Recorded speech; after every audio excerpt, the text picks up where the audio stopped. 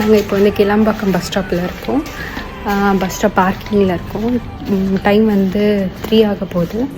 நாங்கள் வந்து இப்போது பஸ் பிடிச்சி திருவண்ணாமலைக்கு பஸ் பிடிச்சி அங்கேருந்து பர்வதமலைக்கு பஸ் பிடிச்சி போகிறோம்.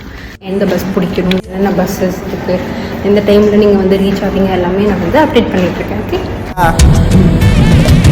மஜாவாய் நிக்கிறிய பஞ்சு மிட்டாயா, ஆமா பஞ்சு மிட்டாயா, ஐயோ பஞ்சு மிட்டாயா, மஜாவாய் நிக்கிறிய.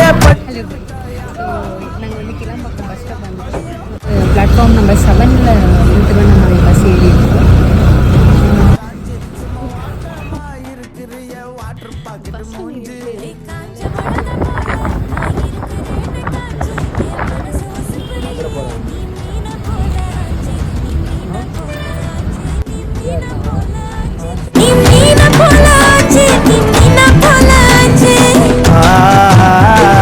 ஹலோ, இப்போ நான் எங்கே இருக்கேன்? திருவண்ணாமலையில் இருக்கேன்.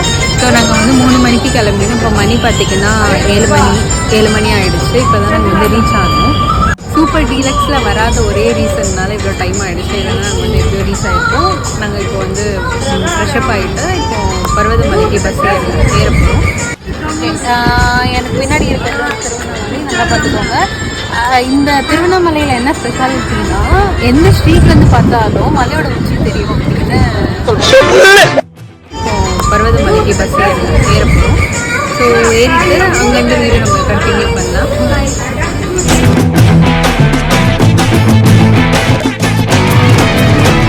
நாங்கள் இறங்கின டைமில் வந்து பர்வதமலைக்கு டேரெக்டாக பஸ் இல்லாததுனால நாங்கள் திருவண்ணாமலையில் செங்கம் அப்படின்ற ஒரு பஸ் பிடிச்சி கூட் ரோட் அப்படின்ற ஸ்டாப்பில் இறங்கி அங்கேருந்து பர்வதமலைக்கு நாங்கள் பஸ் பிடிச்சி போனோம்.